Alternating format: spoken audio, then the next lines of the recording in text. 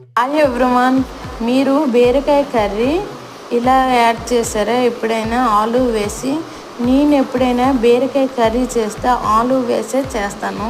Only బీరకాయ అంటే వండను, ఎందుకంటే మా ఇంట్లో ఎవరికి అలా ఇష్టం ఉండదు. ఆలు వేసి చేస్తేనే తింటారు, లేకపోతే బీరకాయ కర్రీయే చేయనివ్వరు.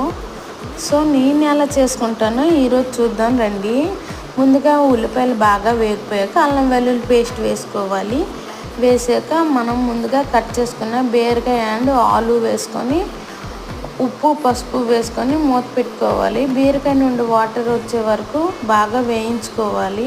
ఆ తర్వాత ఒక పెద్ద సైజు టమాటా సైడ్కి వేసుకొని మూత పెట్టుకొని ఇలా గరిటతో కొట్టేయాలి. వీడియోలో చూపించిన విధంగా చేసి చివరిలో కారం అండ్ గరం మసాలా యాడ్ చేసుకుంటే ఎంతో టేస్టీగా ఉండే బీరకాయ ఆలు కర్రీ రెడీ అయిపోయింది.